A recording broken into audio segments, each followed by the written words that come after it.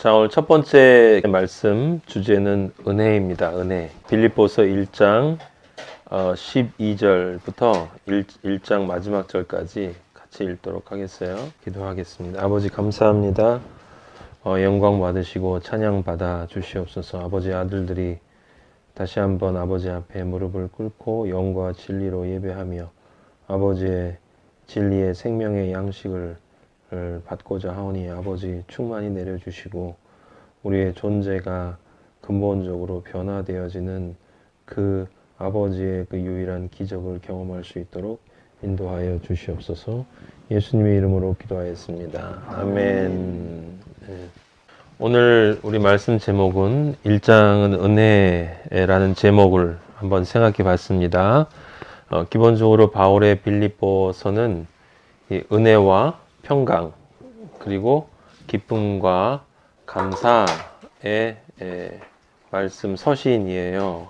빌립보 성도들에 대해서 이 빌립보 성도들은 신실하게 바울의 신앙을 함께 따라왔던 사람들이고 정말 칭찬받았던 사람들이고 이 바울이 옥에 갇혔을 때 이 바울을 걱정해서 또 도와주고 이렇게 했던 교회이기 때문에 물심양면이라는 말이 이제 그런 뜻인데 이 바울이 거기에 대해서 굉장히 감사하면서 동시에 그 감사가 자신을 향한 이 빌립보 사람들의 그러한 생각, 그 마음에만 머무르는 것이 아니라 그 감사를 통해서 빌립보 사람들이 자신이 아버지를 향해서 가지고 있는 우리 아버지를 향해서 가지고 있는 그 감사로 완성되기를 간절히 바라는 마음으로 함께 권면하고 아버지 앞에 찬양하고 기뻐하는 글이다라고 생각하면 되겠고 우리가 겨울 수련회 왔을 때 아버지가 데살로니가서를 읽으라고 하실 때와 지금 여러분에게 이 빌립보서를 주실 때 제가 받는 영적인 느낌이 사뭇 다릅니다. 그건 아버지가 그때보다도 더욱 더 우리가 잘한 것에 대해서 여기 지금 빌립보서의 표현을 빌리자면 어떤 표현이 있냐면 1장 25절에 한번 보세요. 빌립보서 1장 25절에 보면 이렇게 쓰여 있습니다. 내가 살 것과 그 다음에 너희 믿음의 진보라는 말이 있어요. 믿음의 진보, 믿음의 발전이라고 하는 말이 있습니다. 발전이라는 말이 여기 믿음이 진보라고 하는 것은 이제 갓난 아기가 엄마의 그 우유를 먹는 것과 같은 그런 믿음, 그 육의 믿음에서 이제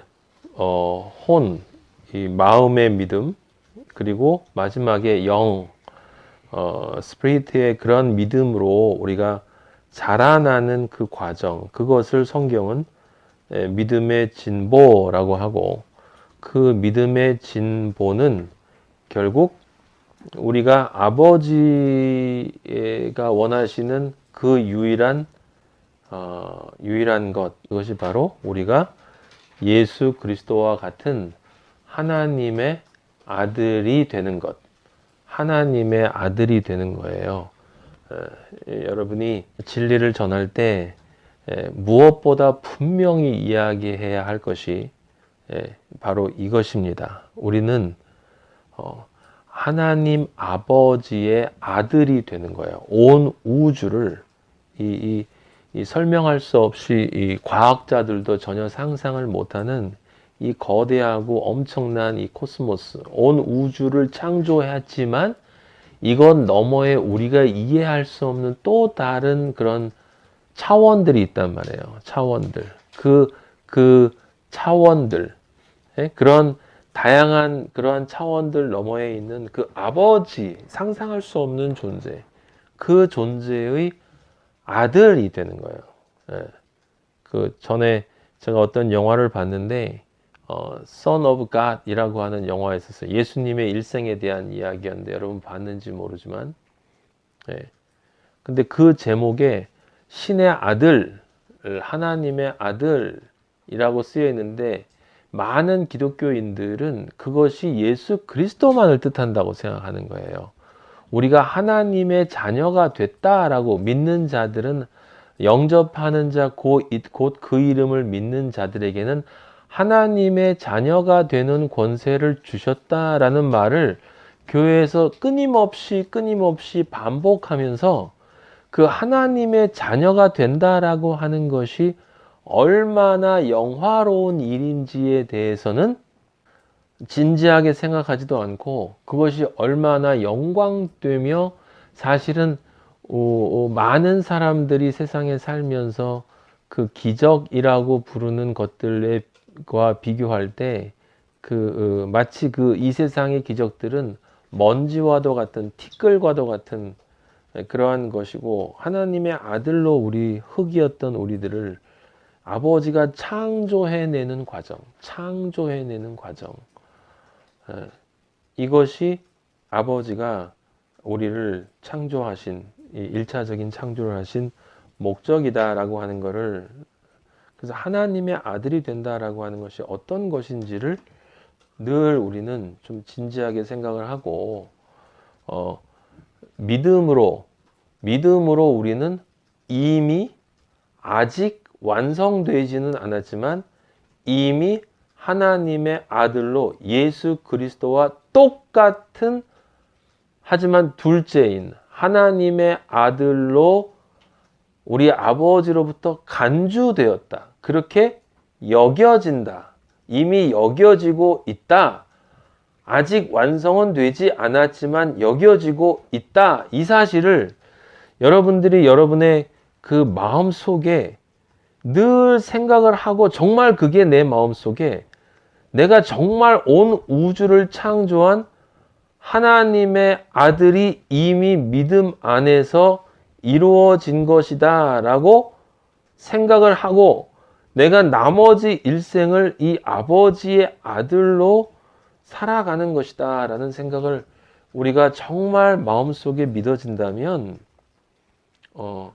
우리의 삶의 그 규모가, 우리의 생각의 규모나 우리의 마음 씀씀이의 이 넓이나, 그 하나님 아버지의 그 은혜의 높이와 깊이와 넓이와 길이라고 하지 않습니까? 그것이 사실은 우리의 것이 된다라고 하는, 우리의 삶 속에서 실제로 드러날 수 있다라고 하는 것이에요. 그러니까 아버지는 우리에게 은혜, 그렇게 하나님 아버지의 아들로 이 세상에 살아갈 수 있는 그러한 은혜를 주심으로써 우리를 아버지의 아들로 살아갈 수 있는 동일한 권세, 능력, 권리, 이걸 다 주셨는데, 문제는 뭐냐면 그걸 믿는 사람들이 거의 없다는 거예요. 거의 없다. 정말 지극히 소수의 사람들만이 내가 지금 무엇을 믿고 있는 것이냐라고 하는 것을 알고서 믿고 있다라고 하는 걸 우리는 늘 기억해야 되겠다라고 하는 거예요. 그것이 은혜죠. 은혜. 그러니까 아무런 대가 없이 아버지로부터 우리에게 주어지는 그 은혜는 제일 먼저 다른 것이 아니라 우리로 하여금 하나님의 아들이 되도록 그런 아들로서의 그 반지자로서의 그런 증서를 아버지가 만들어 주신 게 은혜입니다. 그런데 이제 오늘 빌립보서 1장을 보면 그 은혜가 그리스도인에게는 한 가지가 아님을 알 수가 있어요. 한 가지가 아님을 알 수가 있는데, 빌립보서 1장 7절 거기 다시 한번 읽도록 하겠습니다. 내가 너희 무리를 위하여 이 빌립보 교인들을 위해서 이와 같이 생각하는 것이 마땅하니 이는 너희가 내 마음에 있음이며 아까 얘기했어요. 내 안에 있다. 나의 매임과 복음을 변명함과 확정함과 변명한다라는 건 디펜스 한다는 이야기인데 수동적인 의미의 디펜스가 아니라 적극적인 의미의 선포라고 하는 프로클래미네이션이라고 하는 것이 함께 포함되어 있다라고 하는 걸 여러분들이 기억해야 한다는 거고, 확정한다라고 하는 것은 그것이 진리라는 것을 컨펌한다, 컨퍼메이션이라는 뜻이에요. 그러니까 그걸 여러분들이 정확히 기억하시고 그렇게 하는 거죠. 지금 이 사람이 아니라 바울이 지금 로마 감옥에 갇혀 있는 상태, 이것을 매임이라고 이야기를 했는데 그 감옥에 갇혀 있음으로 해서 그것을 통해서 복음을 증거하게 되는 것을 여기 지금 복음을 변명이라고 하는 말을 했고, 그 증거를 통해서 그리고 자기가 그 로마 감옥에서 하나님의 아들로서 어떻게 하나님의 그러한 진리를 선포하는 것을 통해서 하나님의 진리가 정말 이 진리라는 것을 컨펌한다라고 하는 것, 이것에 너희가 빌립보 교인들이 다 나와 함께 그다음 뭐라고 할 수 있어요? 은혜에 참여한 자가 된다. 지금 이게 은혜라고 하는 거예요. 은혜. 이 세상 사람들 그리고 많은 기독교인들이 그 은혜라는 그레이스라는 단어를 들을 때 늘 생각하는 것은 뭐냐면 죄사함 받는 것 또는 구원 받는 것 또 천국 가는 것 뭐 어쨌든 어떤 단어로 사용하는가는 관계가 없어요.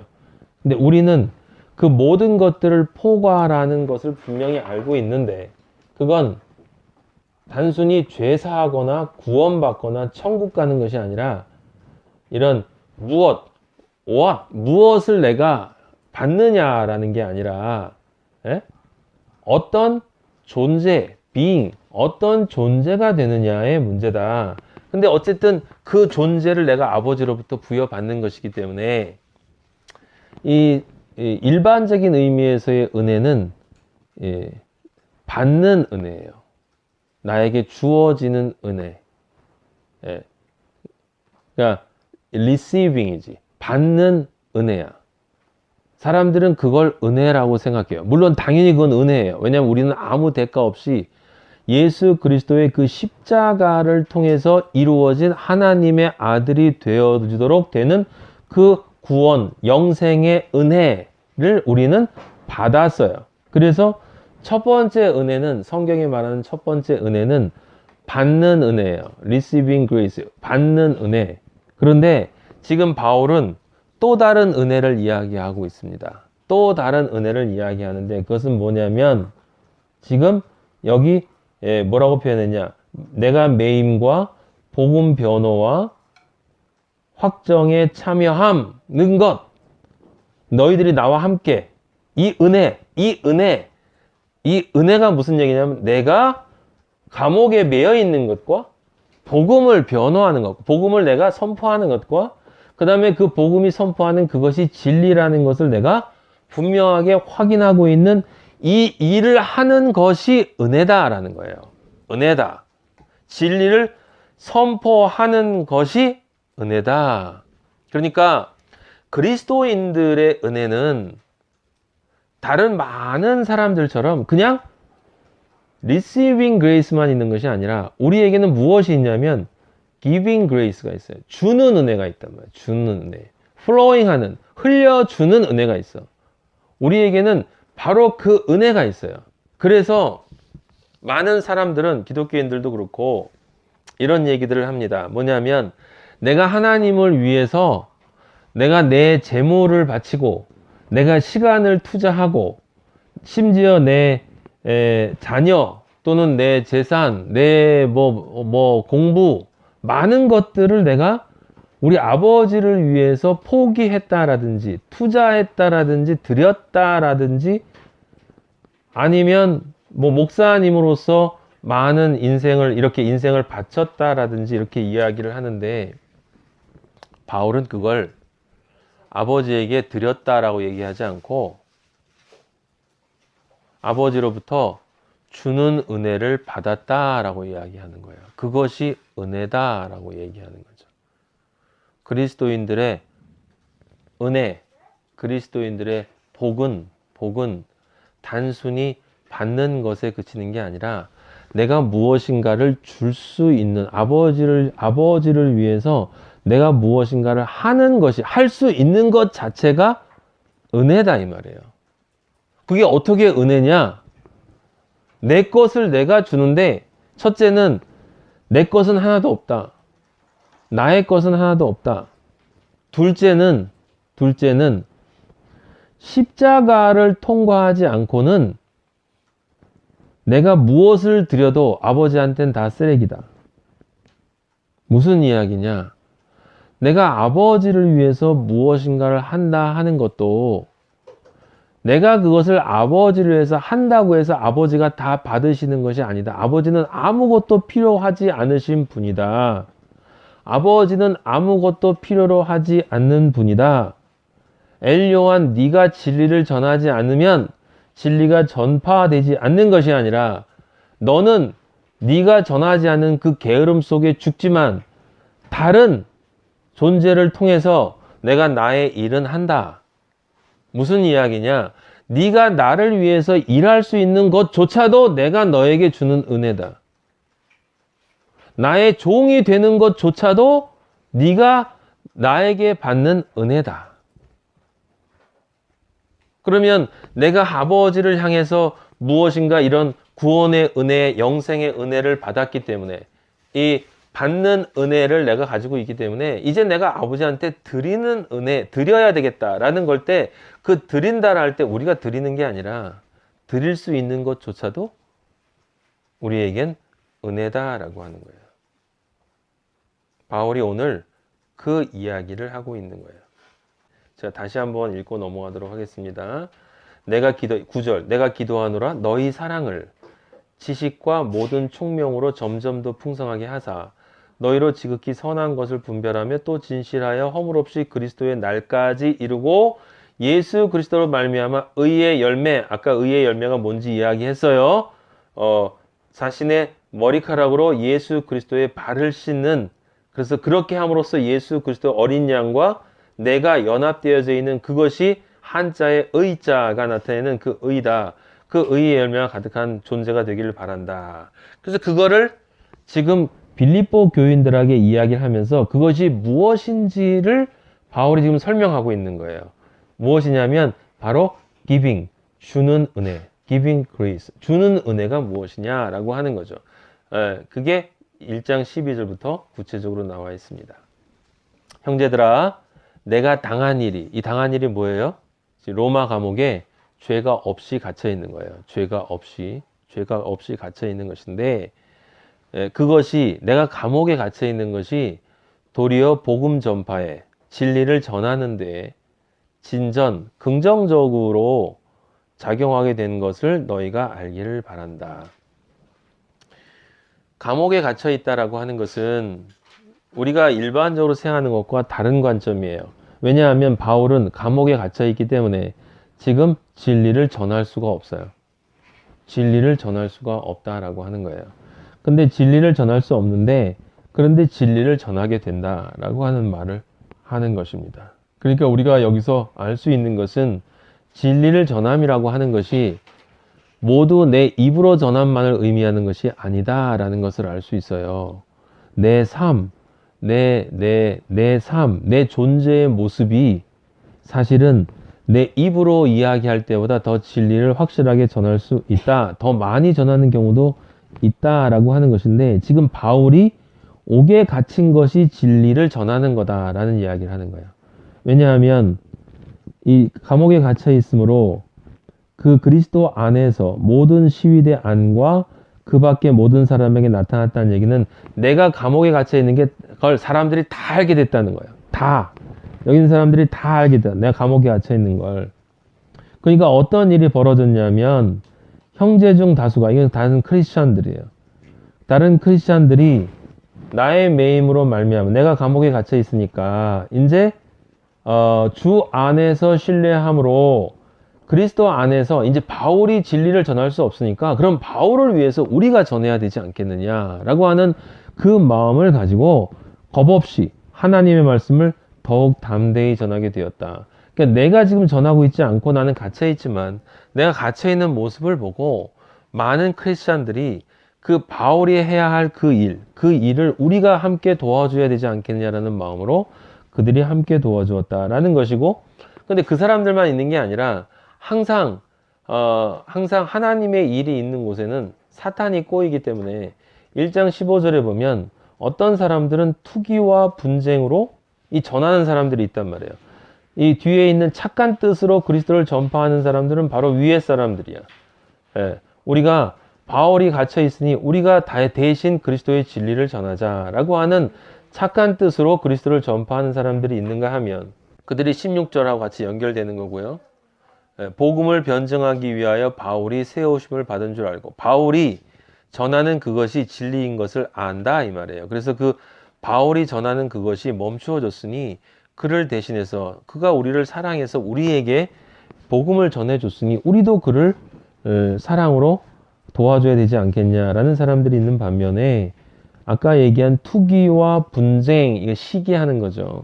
그리고 분쟁이라고 하는 것은 갈라짐, 갈등을 뜻하는 거예요. 항상 이렇게 그리스도인의 공동체에 보면 이 시기와 갈등이라는 것이 늘 존재하는 것을 알 수 있는데, 아까 오전에 이야기했지만 그건 다 어디서 오냐면 무조건 부정적인 것에서만 오는 게 아니라 내가 하나님을 잘 믿고 싶다 하는 마음 속에 그런 게 들어올 수 있다는 걸 여러분들이 꼭 기억해야 돼요. 그래서 왜 그렇게 들어올 수 있냐면, 왜냐하면 왜 꼭 쟤만 진리를 전하는 거야. 나도 전할 수 있는데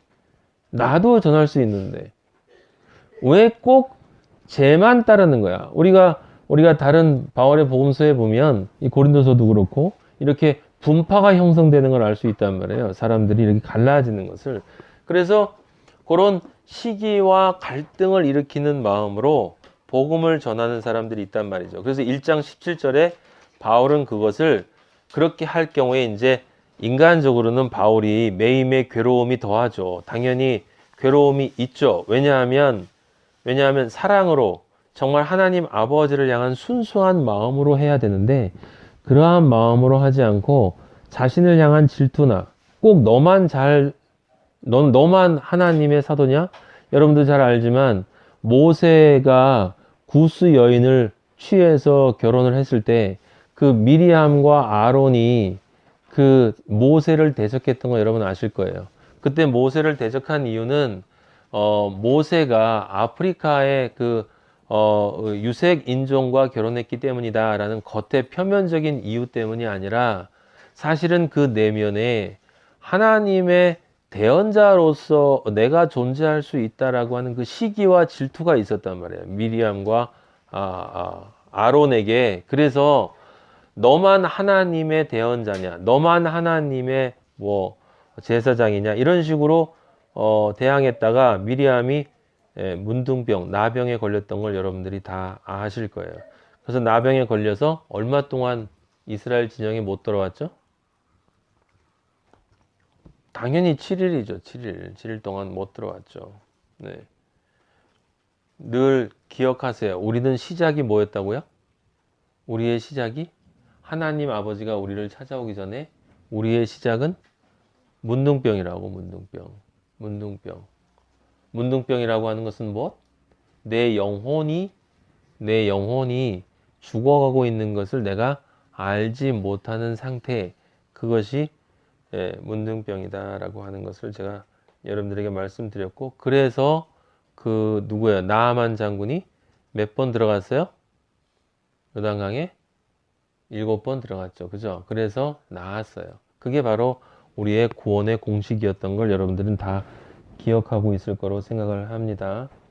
어쨌든 바울이 지금 미리암과 아론과 같은 그러한 행위를 하는 그런 기독교인들을 본 거죠. 그런데 바울이 여기서 뭐라고 그러냐면 18절에 거칠애로 하나 참으로 하나 전파되는 것은 그리스도니 이로써 나는 기뻐하고 또한 기뻐하리라 라는 말이 있어요. 이로써 나는 기뻐하고 또한 기뻐하리라. 여러분들 모세를 대적한 아론과 그 미리암을 심판한 사람이 모세가 아니에요. 그죠? 예, 모세는 그들을 심판하지 않았어요. 누가 심판했습니까? 하나님이 심판했어요. 하나님이. 여기 바울도 똑같이 그 투기와 분쟁으로 그리스도를 전하는 사람이 진정 그리스도인이라고 할 수 있겠습니까? 당연히 그리스도인이라고 할 수 없는 거예요. 근데 그런 사람이 전하는 그리스도라 할지라도 그 말 자체는 그리스도와 관련된 복음의 이야기이기 때문에, 그러니까 그 사람들은 아버지가 심판하실 것이로되 그들이 전하는 그 말은 그리스도니, 따라서 나는 어떻게든지 그리스도가 전파되기 때문에 기뻐하고 또한 기뻐한다 라고 하는 말이 있는 거예요. 지금 바울이 하는 말의 핵심적인 포인트는 뭐냐면, 옥의 가침이 전파가 된다라는 뜻이 아니고, 만약에 예수 그리스도가 전파되어질 수 있다면 나는 무엇이든 상관없다라는 뜻입니다. 내가 어떤 존재가 되어도 상관이 없고, 무엇이든 나뿐만이 아니라 무엇이든 나는 받아들일 수 있다. 그러니까 본질적인 목적이 그리스도를, 진리를 전파하는 것이 맞다면, 그렇게 되어지는 것이라면 내가 어떤 존재가 되든지, 내가 무엇이 되든지, 아니면 어떤 것이든지 상관이 없다. 그것이 결국 그리스도를 전파하는 것으로 이어진다면 그것이 제일 중요한 것이다 라고 하는 거죠. 그래서 뒤에 보지만 3장 7절에 보면 바울이 무엇이든지 내게 유익하던 것을 내가 그리스도를 위하여 다 해로 여긴다 라고 하는 그 말, 그리고 8절에 모든 것을 해로 여긴다 라고 하는 그 말을 연결해서 생각을 해보면 이게 무슨 얘기냐면, 잘 들으세요. 첫째는 만약에 진리가 전파될 수 있다면 그 진리를 전파하는 것으로 이어지는 모든 것은 나에겐 선한 것이다 라는 거예요. 나에겐 보배로운 것이다. 나에겐 귀한 것이다. 나는 정말 그것을 좋게 판단한다 라는 뜻이에요. 근데 거꾸로, 그 다음 것이 중요해요. 거꾸로 지금 바울이 무엇이든지 내게 유익하던 것, 모든 것이라고 하는 이것들은 전부 뭐냐면 그리스도의 진리를 전하는 것과 관계가 없는 것이야. 관계가 없는 것. 그러니까 만약에 그것이 무엇이건 상관없어. 무엇이건 상관없는데 이 세상의 관점이건 기독교의 관점이건 어떤 관점이건 종교의 관점이건 그것이 그들의 관점에서 아무리 좋은 것이라 할지라도 그리스도를 전하는 진리로 연결되어지지 않을 때에는 그것은 나에겐 쓰레기와 같다. 나는 그건 관심이 없다. 그것이 지금 바울이 이야기하는 은혜예요. 은혜. 지금 아까 이야기했던 내가 옥에 갇혀서 복음을 증거하고 확증하고 하는 그것이 은혜라고 이야기를 하는 것은 지금 바울이 무엇을 이야기하고 있냐면, 도대체 여러분들이 한번 생각을 해보세요. 정말 내가 그리스도의 진리가 전달되어지는 것이라면 그 어떤 것이라도 나에게는 선인가? 또 하나, 그리스도의 진리가 전해지는 것이 아니라면, 그것과 무관한 것이라면 그것이 아무리 멋있어 보이고 아무리 귀해 보이고 아무리 보배로운 것일지라도 아무리 대단한 것일지라도 나는 정말 그거 아무것도 아닌가? 그게 지금 아버지가 우리에게 던지는 질문이거든요. 너는 어떠한가? 라고 하는 거예요. 너는 지금 근데 바울이 이걸 뭐라고 하냐면 이것을 은혜라고 얘기하고 있단 말이에요. 은혜. 아버지가 주신 은혜인데 어떤 은혜냐면 다른 사람들에게 주는, 결국은 그것이 아버지에게 드리는 은혜야. 플로잉하는, 흘려주는 은혜. 그냥 받는 은혜에 그치는 게 아니라, 우리는 제가 늘 말씀드리는 것처럼 돈이 없으면 거지에게 돈을 줄 수 없다. 그러면 주는 은혜, 이걸 내가 거지에게 돈을 주는 사람 치고 이것을 내가 정말 감사합니다 라고 얘기하는 사람들 별로 없잖아요. 근데 조금 이렇게 수준이 되는 사람들은 내가 당신을 도와줄 수 있어서 내가 너무 기쁩니다 라고 하는 얘기를 하는 사람이 있단 말이에요. 근데 돈을 주려면 내 안에 돈이 있어야 되잖아. 누군가가 나한테 돈을 줘야 해. 내가 돈을 가져야 내가 누군가에게 돈을 줄 수 있는 거야. 그러니까 받은 은혜가 있을 때 주는 은혜가 있다. 근데 받은 은혜를 주는 은혜로 바꾸는 사람은 어떤 사람이냐면 이 받은 은혜를 잘 받는 사람이야. 대부분의 사람들은 이 은혜를 잘 못 받아요. 우리 세상에 있는 인간관계에서는 모든 은혜를 받았을 때 어떻게 하냐면 그 준 사람에게 다시 줘. 받았으니까 보답해야 된다라고 준 사람에게 다시 주지, 그 받은 것을 나에게 아무 상관없는 다른 사람에게 주고 나에게 준 사람에게는 전혀 아무것도 주지 않는 그런 짓을 사람들은 예의가 없다라고 얘기하는데, 우리 아버지는 뭐라고 이야기하냐면 네가 잘 받아야, 은혜를 받는 은혜, 리시빙 그레이스를 잘 받아야, 그래야 네가 나에게 뭘 주려고 깝죽거리는 게 아니라 그 받은 은혜를 다른 사람에게 기빙 그레이스로 주는 은혜를 네가 받을 수 있다. 그럼 잘 받는 건 뭐냐? 그 받은 은혜의 가치, 그 밸류가 어떤지를 네가 정말 알고 있다면, 그것이 어떻게 너에게 주어진 것인지를 안다면 그 받은 은혜는 반드시 주는 은혜로 가게 되어져 있다.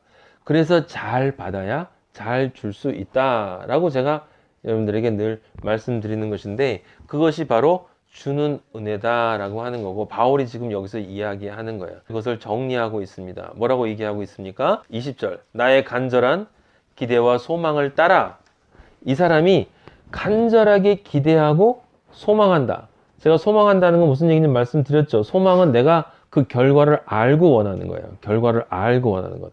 희망은 그렇게 될지 안 될지 모르고 원하는 게 희망이고, 그리고 그냥 내 본능대로 움직이는 건 디자이어, 욕망이고,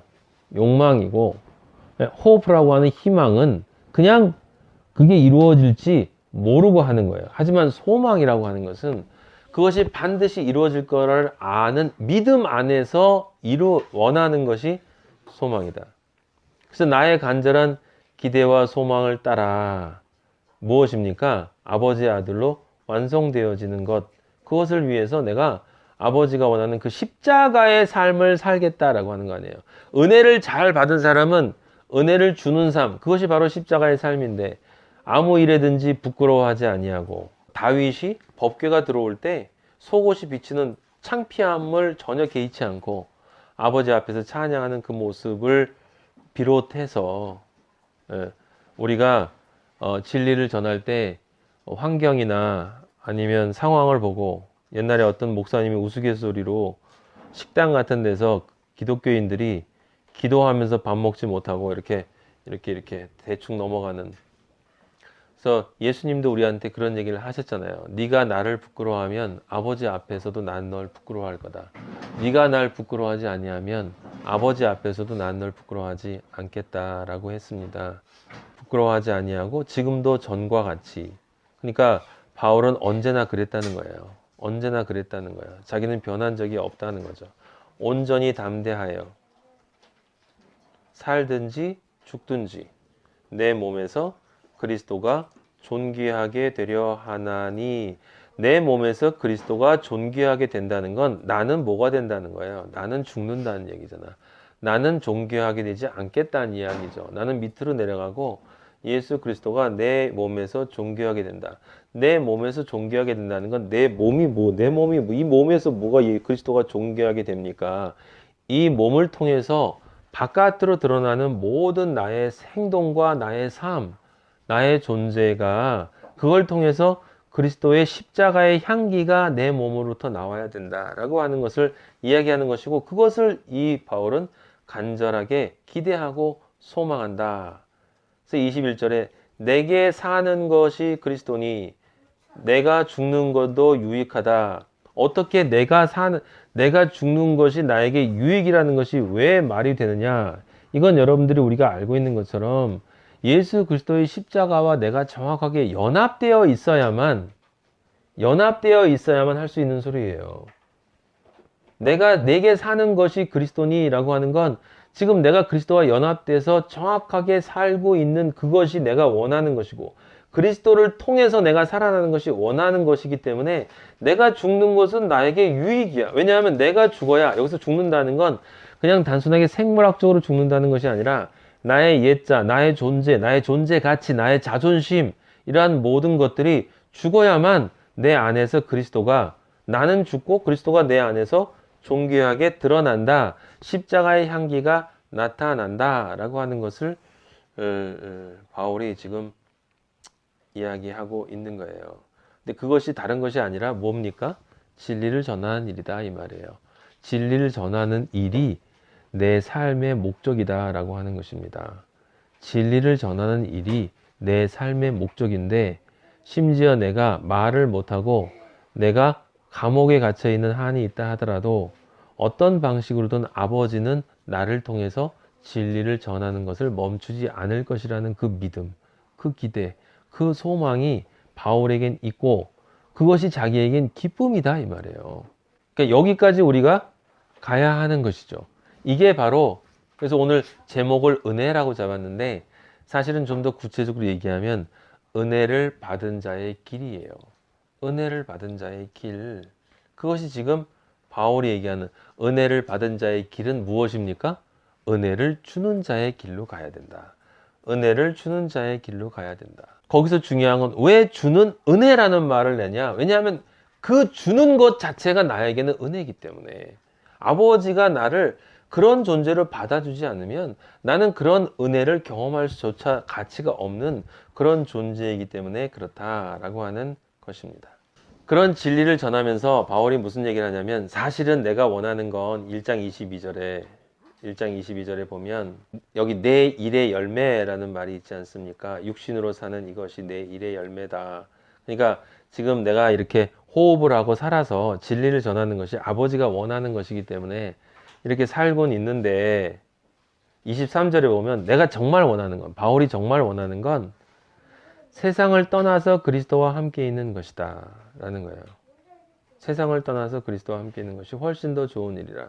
이 말은 여러분 그냥 바울이 죽어서 천국 가서 거기서 그리스도와 함께 있는 게 더 좋다라는 말만을 의미하는 게 아니에요. 그 말도 될 수 있어요. 하지만 차라리 세상을 떠나서 라고 하는 이야기는 무슨 이야기냐면, 내가 그리스도와 함께 있는 것, 오직 그리스도와 같이 즐기고 그리스도 찬양하고, 여러분 우리가 여기에서 이렇게 주일마다 모여서, 우리가 목요일날 이렇게 모여서 서울에서 모여가지고 말씀을 전하고 말씀을 듣고 찬양하고 이런 것들이 뭐예요? 이게 그리스도와 함께 있는 거예요. 이게 그리스도와 함께 있는 거라고. 어디로 안 나가고? 세상에 안 나가고. 세상에 안 나가고. 이게 그리스도와 함께 있는 거예요. 이게 세상을 떠난 거야. 이게 세상을 떠난 거야. 죽는 것만 의미하는 게 아니라, 호흡을 멈추는 것만 의미하는 게 아니라, 세상과 분리되어져서 그냥 우리끼리 하나님 찬양하고 함께 모여서 예배 보면 얼마나 좋습니까? 그러나 그렇게 하고 싶으나 내가 육신으로 있는 것이 너희를 위하여 돼. 육신으로 있다는 얘기는 내가 육신을 육신으로 있는다 이런 의미도 되겠지만, 육신으로 있는 것이 무슨 소리입니까? 세상으로 들어간다 라고 하는 것을 뜻하는 거예요. 세상 안에서 세상에 있는 존재들과 함께 산다. 그렇지만 그 안에 이때 어떻게 된다? 세상에 속하지 않는다 라는 거예요. 왜 그렇게 하느냐? 왜 내가 너희와 함께 있느냐? 우리가 그냥 같이 그리스도인들끼리 모여 찬양만 하면 돼. 왜 내가 세상에 나가느냐? 그건 왜 그러냐면 25절에 나와 있는 것처럼 내가 살 것과 너희 믿음의 진보, 여기 나와 있잖아요. 그래서 그 그리스도인으로 완성되어져 가야 할 그리스도인들이 너무나 많기 때문에 그들을 그냥 놔둘 수 없다라고 하는 것입니다. 그냥 우리가 이렇게 세상과 분리되어져서 찬양만 하고 살 수는 없는 것이다 라고 하는 것을 이야기하는 것이죠. 첫 번째 giving grace, 주는 은혜의 첫 번째 것은 진리를 전하는 거예요. 진리를 전하는 것.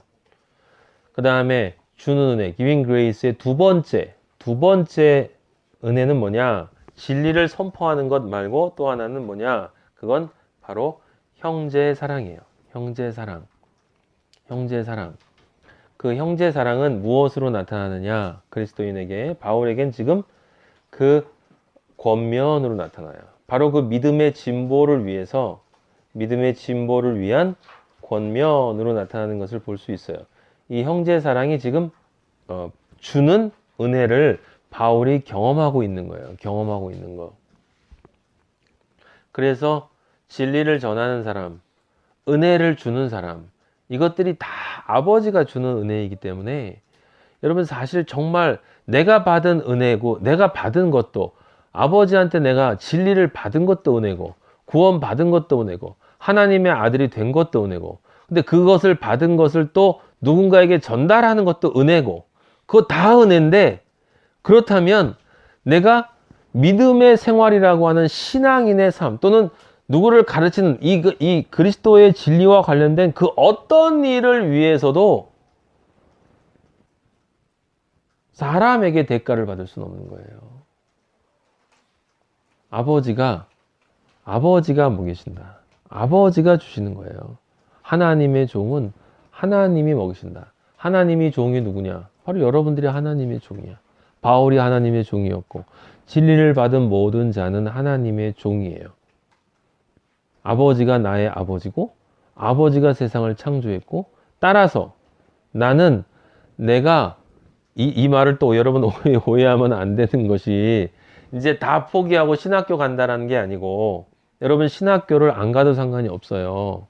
사실은 신학교 가는 것도 중요한 게 아니다라고 제가 말씀을 드렸고 제일 중요한 건 진리가 되어지는 것이기 때문에 진리가 되어지는데 그 진리가 되어지는 그 삶 속에서 여러분들이 현재의 그 삶은 최선을 다해서 살아야 되는 것이 맞다. 다만 내가 있는 현재의 삶 속에서 나는 얼마만큼 아버지의 진리를 굶주려 하고 있는가. 그리고 얼마만큼 내가 간절히 누군가에게 진리를 전하기 위해서 사모하고 있는가. 다음에 그렇게 아버지의 진리를 받는 일과 내가 누군가에게 은혜를 받는 은혜와 주는 은혜의 역할을 할 때 그것과 바울이 이야기하는 그 은혜와 상관없는 일이 서로 둘이 부딪혔을 때 내가 무엇을 선택하느냐 그게 중요하다 이 말이에요. 그게 난 늘 무엇을 선택하고 사는가라고 하는 거죠. 그래서 이 주는 은혜를 주는 이 권면의 두 번째 것이 형제 사랑으로 권면하는 이 이야기가 1장 26절에 나와요. 내가 다시 너희와 같이 있으므로 그리스도 예수 안에서 너희 자랑이 나로 말미암아 풍성하게 하려 함이라. 네. 내가 나로 말미암아서 너희의 자랑이 풍성하게 됐으면 너무 좋겠다. 하나님이 너희를 자랑하고 너희가 하나님을 자랑하고 너희가 진리를 자랑하고 그러한 그 진짜 거룩한 그러한 자랑이 풍성하게 나타나길 바란다. 27절. 자, 그래서 권면에 뭐라고 나오냐면 이렇게 결론이 지어지는 겁니다. 오직 너희는 그리스도의 복음에 합당하게 생활하라. 합당하게 생활하라. 이는 내가 너희에게 내가 너희에게 가 있을 때나 떠나 있을 때나 이제 합당하게 생활하는 것이 무엇인지를 두 가지로 설명을 하는데 두 가지로 설명을 합니다. 첫째는 한 마음으로 서서 한 뜻으로 한 마음 한 뜻으로 복음의 신앙을 위하여 협력하라. 이것은 무엇을 뜻하는 것입니까? 한 마음이라는 건 뭐예요? 그리스도의 십자가 안에서 오직 그리스도의 십자가 안에서 영혼 육이 서로 결합되라 너희들 그리스도인들아. 그리고 한 뜻 하나님의 뜻을 따르는 그것 진리를 전하는 그것을 위해서 서로 협력해라. 이게 뭘 뜻하는 것이에요? 우리 교회 이 에클레시아 부름받은 자들 세상에서 부름받아서 이렇게 지금 여기 진짜 모여있는 초대교회와 같은 이 그리스도인들의 공동체인 이 각자가 교회이지만 또 모여서 이루어진 이 교회 안에 무엇이 있어야 된다? 협력. 그 뭐예요? 평화가 있어야 된다는 거예요. 평화가. 서로 도와주고, 서로 위로하고, 서로 아끼고, 서로 관심을 좀 가지고, 서로 어떻게 지내나. 모든 것들이 그런데 그냥 인간적인 그런 것이 아니라 진리를 전한다라고 하는 그것, 그리고 그리스도인으로 복음에 합당하게 생활한다는 얘기 결국 그리스도인으로 완성되어지는 것이기 때문에 그러한 존재로 되기 위해서 서로 교회 내부에서 협력하고 잘 지내라. 잘 좀 지내라. 너희는 그리스도인들 아니냐. 적어도 너희들 사이에는 이런 비판과 시기와 질투나 아니면 이렇게 서로 갈라지는 갈등이나 이런 것들이 있어서는 안 되지 않겠니? 왜냐하면 십자가로 연합이 되어져 있으니까. 그런데 당연히 사탄은 그 안에 내분을 일으키기 위해서 많은 공격을 할 거다. 그래도 그러한 것에 지지 말고 꼭 이겨내라 라고 하는 이야기죠. 우리가 지금 갈릴리 바이블 컬리지 매일 음성을 내보내고 있고, 그리고 또 여러분들이 그 진리를 또 책으로 내기 위해서 많은 노력을 하고 있는 것을 압니다.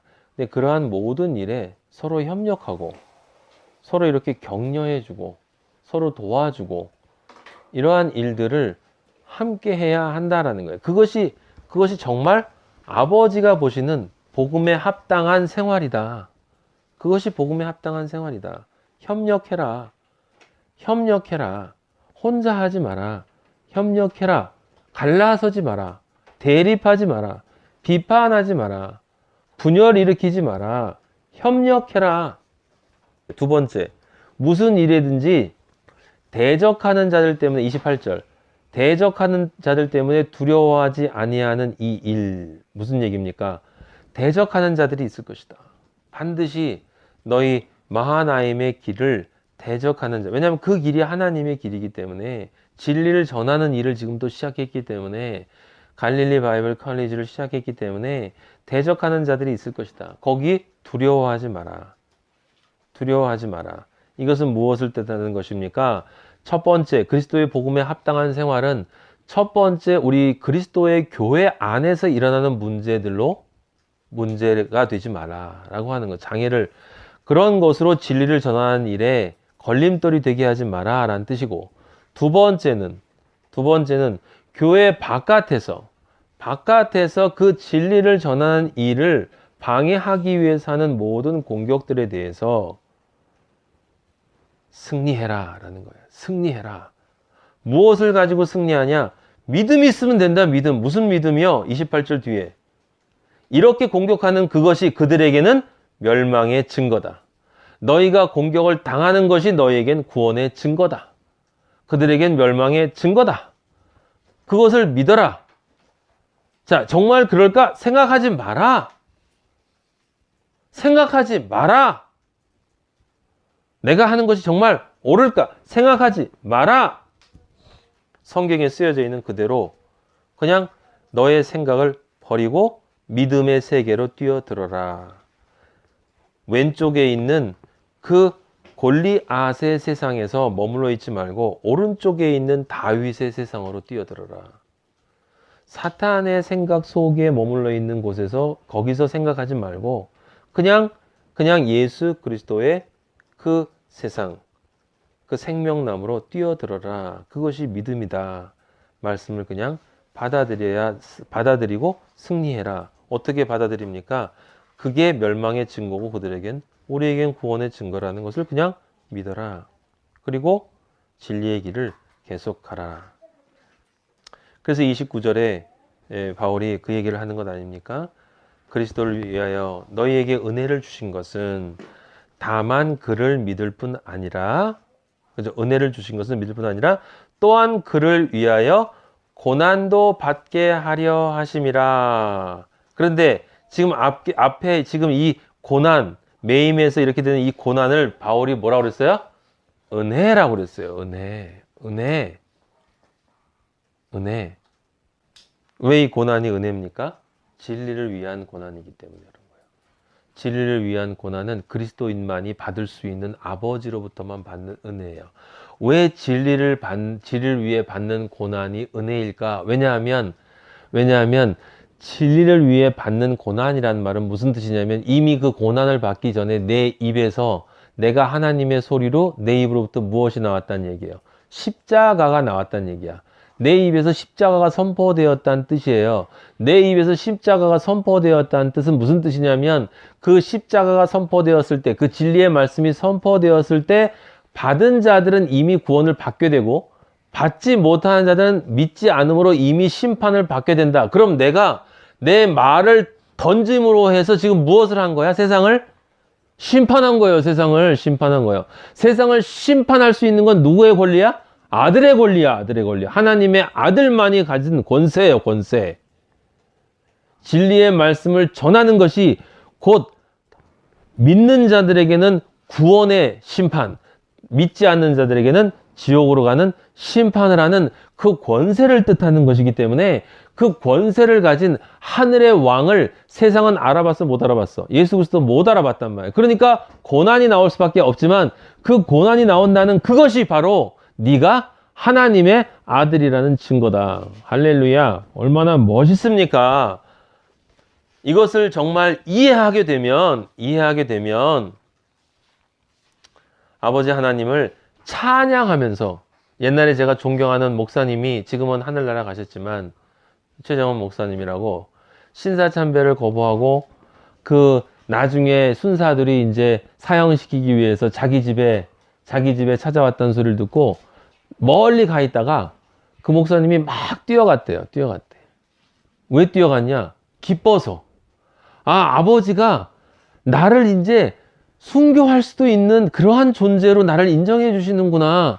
와, 너무 기쁘다. 이런 은혜를 주시다니. 그래서 그 은혜를 받고 막 뛰어가서, 다른 사람들은 도망가고 있는데, 다른 목사들은 다 신사참배하고 있는데, 신사참배 거부하다가, 그러다가 잡으러 왔다는 소리 듣고 달려서 아버지 너무 감사합니다. 이런 은혜를 주시다니.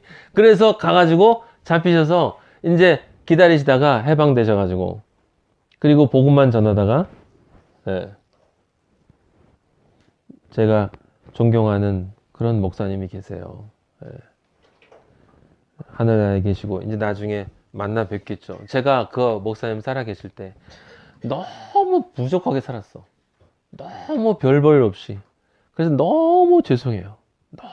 나중에 다행히 그 목사님 돌아가시기 전에 제가 하나님 아버지를 만나서, 그 목사님 병원에서 돌아가시기 전에 마지막으로 제가 만나 뵀는데 얼마나 한편으로는 감사하고 죄송하고, 그래서 그 목사님 손 붙잡고 기도하면서 제가 속으로 그런 생각을 했습니다. 목사님, 지금까지 목사님 기대에 부응하지 못하고 제가 이렇게 살았지만 앞으로는 목사님이 천국에서 저를 정말 기뻐하실 수 있는 그런 하나님 아버지의 아들로 제가 살겠습니다. 그렇게 기도를 하고 제가 마음에 다짐을 하고 나왔던 기억이 나는데, 지금 바울이 이 형제 사랑을 통한 권면을 통해서 우리에게 지금 세 번째 은혜를 설명하고 있습니다. 자, 첫 번째 은혜는 아버지로부터 그 죄사함, 구원, 영생을 받는 그 받는 은혜가 있었어요. 그 다음에 또 하나는 뭡니까? 우리가 누군가에게 무엇을 이 은혜를 줄 수 있는 자격을 가진, 그렇게 또 그걸 실제로 주는 은혜. 그렇게 될 때 세 번째 은혜가 일어나는 거야. 그것이 뭡니까? 복음으로 합당하게 생활하는 것이 완성되어질 때 되는 은혜가 일어나는 거예요. 되는 은혜. 우리가 진정 하나님의 아들이로 완성되어지는 은혜. 완성되어지는 은혜. 예? 그 은혜가 일어나는 것입니다. 예.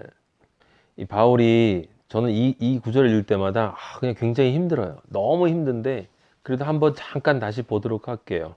고린도후서 11장 23절.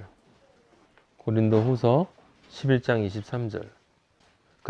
그들이 그리스도의 일꾼이냐? 정신없는 말을 하거니와 나는 더욱 그러하도다. 제가 성경에서 제일 통쾌하게 생각하는 말이 이 말이에요. 여러분, 정신없는 말을 하거니와. 예, 저는 이거 굉장히 많이 자주 인용하는데 이 말을 인용할 때마다 얼마나 그렇게 통쾌한지. 예? 이 세상에 수많은 사람들이 이 정신없는 말을 너무 많이 해.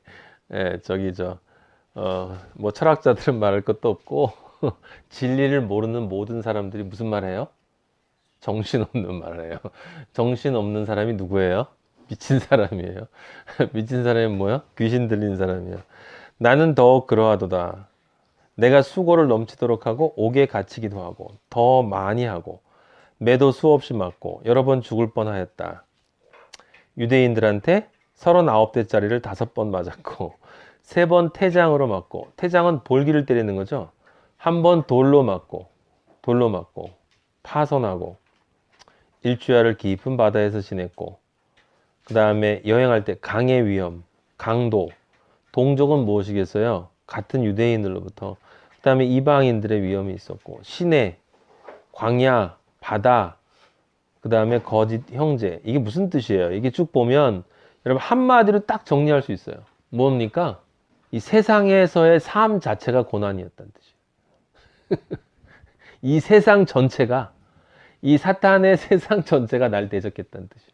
지금 그걸 바울이, 예. 그러니까 바울은 뭐 했다는 뜻이에요? 고독했다는 뜻이에요. 고독했다는 뜻이에요.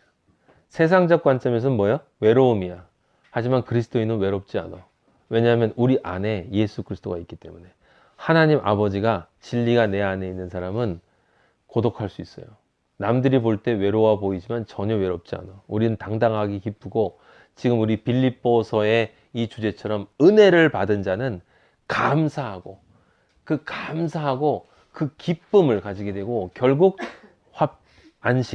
화평함과 안식을 누리게 된다. 이것이 그 사람의 삶에 보인다라고 하는 거예요. 그래서 그 뒷부분에도 전부 그 얘기예요. 뭐 그냥 다 줄이고 목마르고 굽고 헐벗고 굶주리고, 그런데 그런 과정에서 바울이 뭐 했어요? 28절에 모든 교회를 위하여 염려했어요. 바울이 가장 힘들었던 게 뭐냐면 믿지 않는 또는 믿는 그리스도인들을 아버지의 마음으로 염려하는 거예요. 이게 뭡니까? 이게 바로 사랑의 성령의 열매잖아요. 긍휼, 자비, 양선. 예? 예. 그리스도인은 바로 이 마음을 가지고 있는 거예요. 예? 여러분들이 1차적으로 여러분들이 누구에게 이 마음을 가져야 되는 거예요? 가족에게 가져야 돼요. 믿지 않고 있는, 믿지만 잘못 알고 잘못된 길로 가고 있는 가족에게 가고 있어요. 가족에게 가져야 한다라는 거예요. 그래서 그 긍휼한 마음을 가지고 여러분들의 가족에게 전화도 자주 하시고, 그다음에 그분들이 싫어하고 기분 나빠해도 이렇게 꼭 한번 안아주고 사랑합니다라고 얘기해줘요. 사랑합니다라고. 예? 뭐 자식이 뭐 이렇게 뭐 이렇게 한다 하더라도, 어머니, 다 받겠습니다. 하지만 한 가지만은 꼭 기억해 주세요. 저는 행복하고, 그리고 어머니, 아버지 사랑합니다. 사랑합니다. 정말 사랑합니다. 여러분이 그 말을 정말 진심으로 하잖아요. 그럼 반드시 그게 들리게 되어 있어요. 정말 진심으로 하면 반드시 그 상대방 영혼에 그게 들리게 되어 있어요. 전 독일에서 할 때 저희 아버지에게 평생, 제가 얘기했잖아요. 전 저희 아버지랑 저를 닮았다고 얘기하는 것에도 화가 났던 사람이란 말이에요. 근데 제가 저희 아버지를 나중에, 제가 뭐 신앙이 깊어진 것도 아니었고, 우리 아버지도 나와 똑같이 외롭고 누군가로부터 사랑을 받고자 하는 사람이라는 것을 알았기 때문에, 그래서 그렇게 알 때, 아버지를 제가 태어나 처음으로 이해하게 됐습니다 라고 했는데, 그때 아버지가 그 전화 너머로 저에게 주셨던 그 느낌이 있어요. 사람은, 여러분, 모든 인간은 다 외로워요. 다 외로워요. 아버지의 사랑으로부터 분리되어져 있기 때문에 다 외롭습니다. 그래서 그 외로움을 여러분들이 괴롭히면 안 돼요. 잘못해서 알아도 이해할 수 있는 사람이 이해할 수 있다. 이해할 수 있는 사람만이 이해할 수 있다. 라고 제가 여러분들에게 말씀드렸습니다. 부모님이 신앙이 참 좋으시고 여러분을 사랑해 준 사람은 복 받은 사람이지만 하지만 그렇지 않은 분들도 복 받은 사람이야. 왜 그런지 알죠? 여러분에게 주는 은혜를 줄 수 있는 그 은혜를 여러분이 지금 아버지로부터 받은 것이기 때문에 은혜를 줄 수 있는 자가, 그래서 아브라함에게 네가 복이 된다 라고 얘기했잖아요. 그 복이라는 말을 제가 한자로 설명드리지 않았습니까? 근데 가만히 생각해 보면 그게 한일자가 진리인 거고, 그 진리를 입구자, 내 입을 통해서, 예? 하나의 진리를 내 입을 통해서, 그 하나의 진리가 내 마음밭에 떨어져서 동서남북으로 어떻게 흘러 넘쳐서 그게 자라서 그 다음에 결실해서 승리하게 됐는지, 그 에덴 동산의 네 강으로 그렇게 되어져 있는지를 다른 사람들에게 내가 전할 수 있는 것. 근데 그걸 내 가족에게 먼저 전할 수 있다면 얼마나 큰 은혜이겠습니까? 힘들지만 여러분들이 힘들어도 그 생각을 하세요. 그래도 여러분들이 어렸을 때 기저귀를 수천 번 갈아준 분이 그분이고, 그래도 여러분이 넘어졌을 때 안아서 일으켜 주신 분이 그분이고, 수백 번 수천 번 옷을 갈아입혀주고, 수백 번 수천 번 먹여주고 재워주고 한 분들이 여러분들의 육신의 부모님들이에요. 그리스도인들이 나는 아버지만이 진짜 아버지니까 육신의 아버지는 상관없다라고 하면 그건 우리 아버지가 생각할 때 이해할 수 없어요. 왜냐하면 우리 아버지는 성경에 어떤 원리를 만들어 놨냐면 너의 육신의 아버지를 보고 그것 이상의 절대적인 아버지를 바라보라고 했지. 그리고 감사를 아는 사람은 영의 감사를 알면, 영의 아버지를 만났으면 육의 아버지, 마음의 아버지, 여러분들의 멘토가 되는 아버지가 또 있을 거고, 예? 그런 아버지에 대한 감사가 있어야 되는 거죠. 예. 저는 저의 아버지에 대한 감사가 있어요. 돌아가셨지만 제가 진리가 되지 않았을 때도 저는 아버지랑 같이 살고 싶었고, 그래서 저희 아버지가 자살하셨을 때 전 세상이 그냥 흘러가는 것이 아무 일도 없는 것처럼 흘러가는 것을 견딜 수가 없었고, 자살하면 지옥 간다라는 목사님의 말씀을 듣고 나는 그럼 차라리 우리 아빠랑 같이 지옥 가겠다라고 생각하고 그냥 폐인처럼 살아갔던 사람이에요. 그것이 진짜 효도 아니고 그것이 진짜 감사도 아니지만, 하지만 그 생각이 난 잘못됐다고 생각되진 않아요. 우리 아버지가, 진짜 아버지가 그 생각이 잘못됐다면 나를 구원해 주시지 않으셨겠지. 하지만 우리 아버지도 저의 그 마음을 이해해 주셨을 거라고 생각하는 거예요. 우리 그리스도인은 이 세상에 있는 어떤 사람보다 진짜 효를 해야 되는 사람이고, 우리 그리스도인들은 이 세상에 어떤 사람보다 진짜 애국을 해야 되는 사람이에요. 뿌리에 대한 감사를 알아야 되는 사람들이야. 자연에 대한 감사를 알아야 되는 사람들이에요. 그게 자연 보호한다는 뜻도 아니고 우리 민족을 위해서, 통일을 위해서 기도하는 그런 단순한 그런 이야기가 아니고, 우리 민족 안에 있는 믿지 않는 자들을 위한 기도, 그리고 대한민국이 그리스도의 나라가 되기 위한 기도를 우리는 사실 해야 되는 거예요. 네. 네. 자, 마지막으로 이렇게 은혜 받는 은혜, 예? 이게 맞나요? Receiving Grace라는 말을 해도 돼요? Giving Grace, 그 다음에 Becoming Grace, 이 세 가지 은혜가 우리 아버지가 우리에게, 크리스찬에게 주신 선물이에요. 기프트. 하나도 돈을, 정말 선물. 예. 근데 그 선물을 주시기 위해서 예수 그리스도가 십자가에서 그렇게 돌아가셨단 말이에요. 우리에게 그 은혜를 주시기 위해서. 예. 그래서 우리는 지금 여기 고난이라고 표현되어 있는 그 고난, 이거를 왜 그리스도인이 고난을 받아들여야 하는가라고 하는 것을 이제는 다른 차원으로 좀 생각해야 된다니까. 고난을 받는다, 이걸 내가 어떻게, 왜 견뎌야 되느냐, 그래 구원받기 위해서 하나님의 아들이니까, 이것이 아니라 우리가 정말 이제 조금 더 바울이 이야기하는 차원으로 넘어가서 왜 고난을 받아야 하는가, 그것이 하나님 아버지가, 나의 아버지가 나에게 주시는 뭐기 때문에? 은혜이기 때문에. 은혜이기 때문에. 할렐루야. 그게 그렇게 나한테 이해되어질 수 있기를 저는 제 자신에게 간절히 기도하고 있어요. 왜냐하면 너무 약하기 때문에 그것을 은혜로 받지 못하고 고통으로 보고 고생으로 느끼고 어려움으로 느끼고 걱정으로 느끼고 염려로 느끼는 그러한 것들이 있기 때문에. 하지만 내게 능력 주시는 자 안에서 빌립보서에 내가 모든 것을 할 수 있느니라. 4장 13절에 빌립보 4장 13절에 내게 능력 주시는 자 안에서 내가 모든 것을 할 수 있느니라 라고 하는 말은 세상 사람들이 원하는 선악과의 일만을 의미하는 게 아니라, 여러분 때로는 아버지가 그런 것도 해주세요. 제가 어저께 인터넷으로 동영상을 하나 봤는데 그 미국 다이빙 선수야. 미국 다이빙 선수.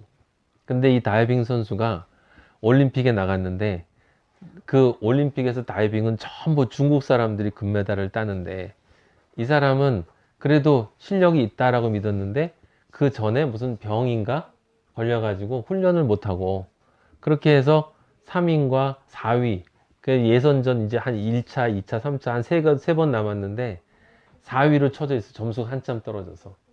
그런데 카메라가 뛸 때마다 3차전, 1차전부터 뛸 때마다 이 선수가 다이빙대 서가지고 뭐라고 중얼중얼 거리고 뛰는 걸 이제 카메라가 목격을 해서 이렇게 잡았어요. 잡았는데 알고 봤더니 그 영어로 미국 선수였으니까 여자 선수였는데 뭐라고 했냐면 내게 능력 주신 자에서 내가 모든 것을 할 수 있는, 내가 능력 주신 자에서 내가 모든 것을 할 수 있는. 그러고서 다이빙을 했어요.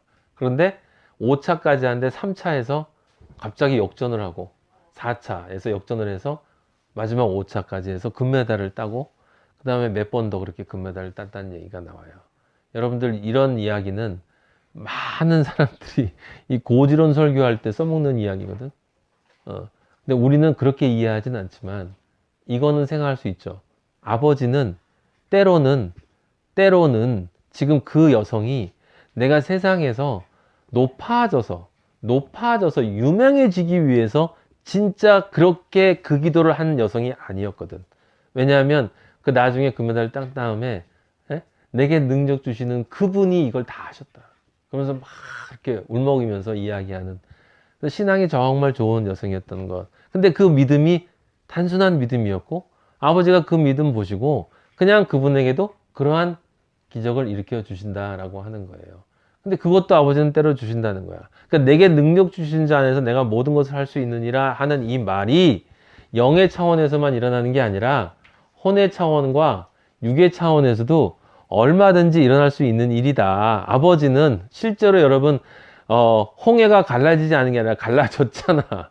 나사로가 죽었는데 일어났잖아요. 거기에서 우리가 영적인 의미만을 깨닫는 것이 아니라 영적인 의미는 당연히 중요해. 그게 가장 근본이에요. 그게 안 되면 혼과 육의 의미를 깨닫는 건 무의미하지만 영의 의미를 깨달은 다음에는 우리가 무엇도 생각해야 되냐면 아버지는 모든 것을 창조하시는 하나님이기 때문에 나의 모든 삶을, 내 모든 삶을 내가 하나님 아버지의 길에서 떨어져 있지 않은 한 인도해 주신다.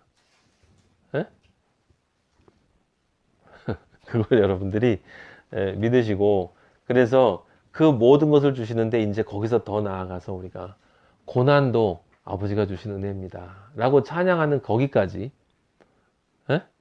우리가 올라갈 수 있으면 너무 좋겠고, 우리 마하나임이 반드시 거기까지 올라갈 수 있도록 아버지가 은혜 내려주실 것을 믿습니다. 아버지 감사합니다. 영광 받아 주시옵소서. 아버지 그 은혜 소망합니다. 고난을 아버지 기쁨으로 아버지 찬양하며 영광 돌리며 아버지 우리가 단순히 받는 은혜에 머무르는 것이 아니라 아버지 주는 은혜, 그 안에 고난조차도 아버지로부터 받는 은혜임을 아버지의 은혜임을 그렇게 해서 아버지의 아들로 완성되어져 가는 그 되어져 가는 은혜까지 아버지 모든 것이 내가 나 된 것은 오직 하나님의 은혜이니 라고 고백하는 저희들의 마하나임이 될 수 있도록 축복하여 주시옵소서. 예수 그리스도 이름으로 기도하였습니다. 아멘. 하늘에 계신 우리 아버지, 이름이 거룩히 여김을 받으시오며 나라의 임하옵시며 뜻이 하늘에서 이루어진 것 같이 땅에서도 이루어지이다. 오늘날 우리에게 일용할 양식을 주옵시고 우리가 우리에게 죄 지은 자를 사하여 준 것 같이 우리 죄를 사하여 주옵시고 우리를 시험에 들지 말게 하옵시며 다만 악에서 구하옵소서. 나라와 권세와 영광이 아버지께 있사옵나이다. 아멘. 아멘.